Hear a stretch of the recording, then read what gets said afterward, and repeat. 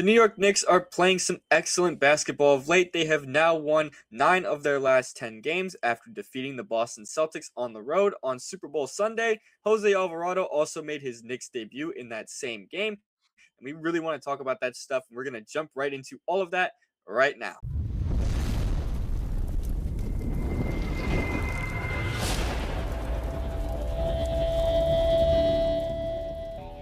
So the Knicks obviously defeated the Boston Celtics on Sunday with a big performance from Jalen Brunson. He had 31 points, but we really want to talk about a couple main players that aren't just like the main guys. We want to talk about Jose Alvarado first. He was the one who made his Knicks debut after he was traded from the New Orleans Pelicans back on Thursday. He finally stepped foot in a Knicks uniform, and he looked great. He had 12 points, 2 steals, and a block. He made a really great impact on both sides of the ball, really. He made the offense continue to flow during Jalen Brunson's rest minutes, and of course the defensive impact, which we were really hoping he would bring to the table. He showcased all of that stuff against Boston. So, Johnny, I want to pass it off to you first and kind of get your initial takeaways from Jose Alvarado's Knicks debut, because I thought he did great.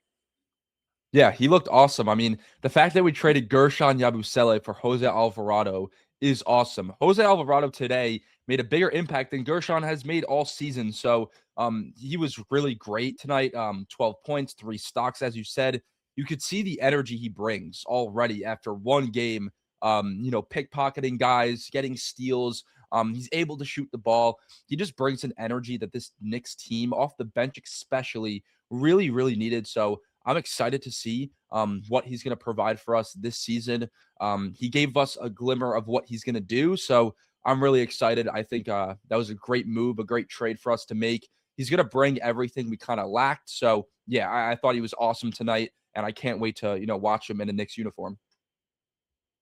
Yeah, and something I also want to point out too, I am so happy he picked number 5 because GTA 5 as a nickname is the best nickname in the NBA. That is the best nickname I have ever seen out of an NBA player this season. I'm very happy he chose that number. And I know he did that on purpose. If he's watching this out there and he's hearing me say this, I know you did it on purpose. I know you did it on purpose. Anyways, though, moving on a little bit to the next point I wanted to make. Obviously, Alvarado played great, and that was like kind of the main thing. But a guy I really want to talk about in this episode that isn't one of the main guys and that isn't Jose Alvarado, Mohamed Diawara. This is a rookie who is seeing his playing time increase a little bit over the past few weeks, but I thought against Boston, he was terrific for all of his minutes. The entire time he was out there, he was great on both sides of the ball. And now that Gershon Yabusele is gone and there's no one really to take up those minutes, I think Diawara can end up possibly becoming a rotation piece. Against Boston, he had 10 points, and he also was perfect from the field, 4 for 4 from the field, and 2 for 2 from 3. The defense was what really stood out to me, though. He was a plus 22 in his 27 minutes of action. 27 minutes, first off, too. That is a lot of playing time for him. So it's clear that Mike Brown is starting to really trust him out there, which is a great sign, of course. But again, like I said before, the defense, he held Jalen Brown really well. I know he wasn't mainly guarding him, but when he was put in the action, when he was switched on to him, I thought he did a fantastic job. Jalen Brown had 26 points, but he only shot 11 of 25, and he went 0 for 4 from 3. I think that was great. I think that's great defense that they played on him. They held the Celtics to a season low 89 points. And in fact, that's the lowest amount of points that the Celtics have scored in a home game since they've had Joe Mazzulla as the head coach. So really, the Knicks just got their work done on the defensive side, and it was led by Diawara, who ended up being the defensive player of the game. So, Johnny, I want to kind of ask you, what were some of your big takeaways from Diawara's performance, and what do you really see out of him moving forward? Because if you ask me, I think this is a rotation piece. I think he needs to stay in the rotation. Yeah, I think he's a real rotation piece. I mean, I don't know what Jalen Brunson said in that players only meeting, but oh my God, this defense is really solid now. I mean, the stretch we're on, I mean, keeping Boston to 89 points, the defense just looks locked in, and it's every player.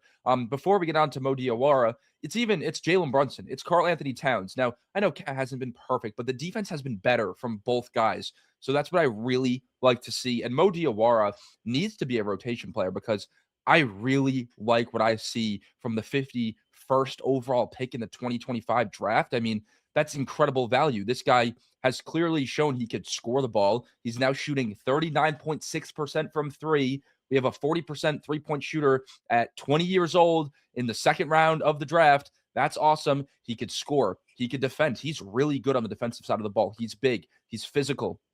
he could almost be. I don't want to compare him to OG Anunoby because obviously they're different players, but he could bring that defensive presence off the bench that we kind of need.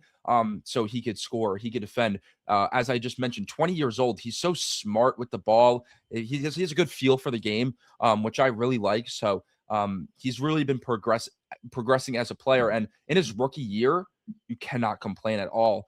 So I'd really like to see him stay in the rotation, see how he could, finish off this season. We got like 30 or so games, maybe a little bit less to go. So I'm really excited to see what he could provide off the bench, and that's something we really needed, especially last year. We lacked in the wing depth, outside of OG and Mikal. We needed another guy who could step in, excuse me, and make an impact. And it really feels like Mo Diawara is that guy. Of course, he played a little bit more today because OG was out, but I think it's clear Mike Brown is starting to trust him, and he could do a little bit of everything. As I said, for the 51st pick in the draft, he could score, he could defend, he's smart with the ball. You really can't complain. So I'm really liking the progression he's making. He seems like he's getting better and has a better feel game after game. He's looking more comfortable, and for only being 20 years old, that's really encouraging. So I really like what I see out of Mo Diawara. I think he's going to be a pretty important piece now and into the playoffs. Yeah, and I'm glad you've mentioned all that stuff because really the front court off the bench was a big weakness for us, and it's why we ended up signing Gershon Yabusele over the summer, and then he ended up not panning out.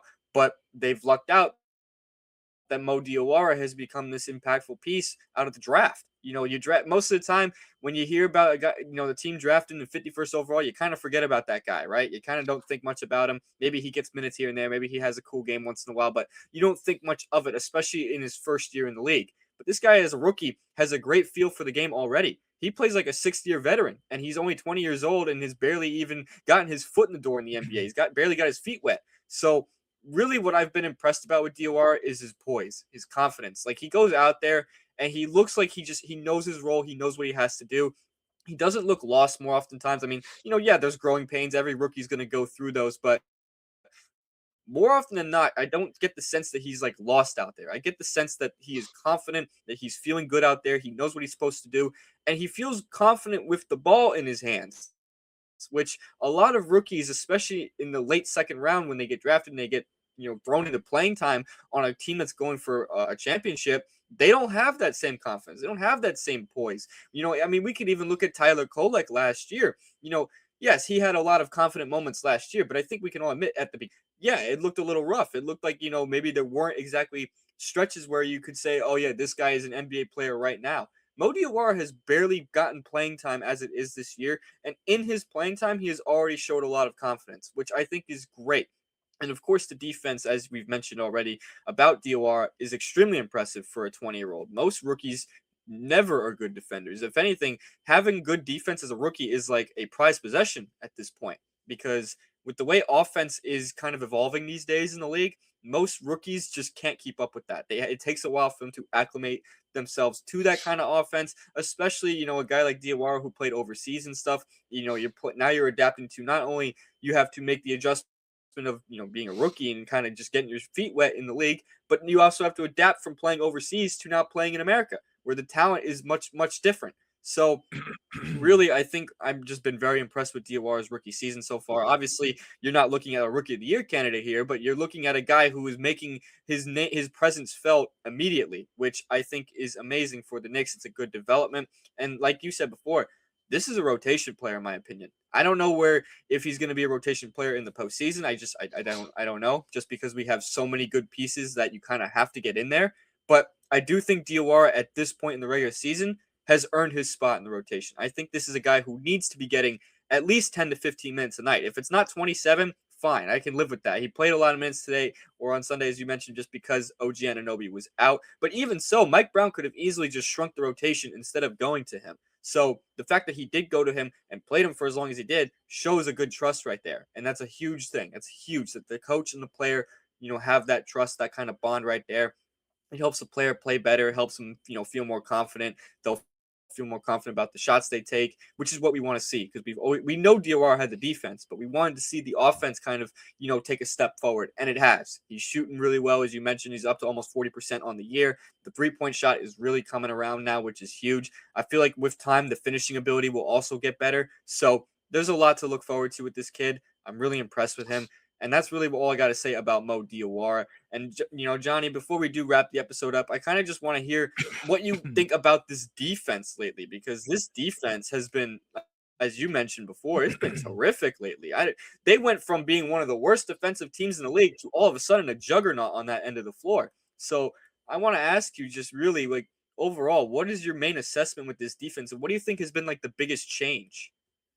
Yeah, so for the biggest change, I would obviously have to dive deeper into the film. But Mike Brown said that he simplified the perimeter defense, and clearly that's helped a bunch. This team is playing more physical on the defensive side of the ball. I feel like their switches and their transitions have been better. We're not leaving as many guys just wide open from three as we saw earlier in the year. So I think this team's chemistry has somehow improved. I think the communication is another big thing on the defensive side of the ball, especially when you're playing a team like Boston, where you need to fly out around the perimeter, guard the next open man on the 3-point line. They did a really, really good job. Of course, we lost to the Pistons. That was a bad game. A lot of guys were hurt. I'm not going to really hold that onto that game too much, but close game in Denver. There was multiple instances where Mitchell Robinson and Karl Anthony Towns were switched on to Jamal Murray on the perimeter, and these guys locked them up. So I think there's just been another level of focus, communication, and just effort on the defensive side of the ball that this team needs, because in the modern NBA and modern basketball, everybody's good at offense. You could look at the worst offensive teams this year and can compare them to 20 years ago. These offenses of today are just good. Everybody's good offensively, but you need to be good defensively to win. You could look at the Boston Celtics, who won the championship recently, Oklahoma City. These are elite defensive teams. Of course, they're good offensively, but you need to be a good and solid defensive team to win in today's NBA. I think that's more important than offense. You need to be solid defensively, and that's what this team has been for 10 or so games, 11 or so games. So I'm really, really liking what I'm seeing.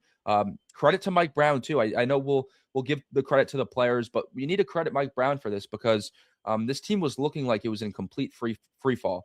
We were 2-9, and after that last loss, there was a press conference after the game, like usual, obviously. But Mike Brown said he had a few ideas on how to improve this defense. He didn't give any hints away or anything, but if you guys remember, he said, I have a few ideas on what I'm going to do, and clearly it worked. Something worked, something clicked with this core. So credit to Mike Brown, credit to the players for fighting through that slump, and now we have won 9 out of our last 10, which is really good. We still have a tough stretch upcoming, but I'm liking what I'm seeing. I'm really liking what I'm seeing. And I know the Pistons have kind of owned us recently, but I'm starting to feel more confident heading into the playoffs.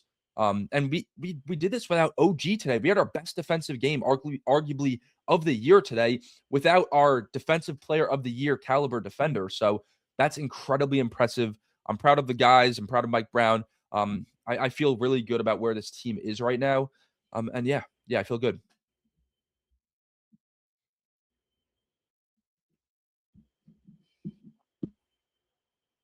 Yeah, and with all of that too, as you just mentioned too, the defense. I really got to give Mike Brown a lot of credit. I got to tip my cap to him because I was giving him a lot of crap when we were 2-9 when we had that awful stretch. It was bad. The defense was really bad. The offense was also destroyed. Everything just right. But now, actual contender. They actually look like a contender for once, which is something that we really didn't see much out of, in that stretch. In that 2-9 stretch, they obviously were not looking like a contender at all. If anything, they were looking like basically a like second round exit kind of team. They've changed though completely. Their philosophy has changed. Their mindset, and the Alvarado is going to also. Alvarado is somebody. Yes, he's undersized, but he gets the job done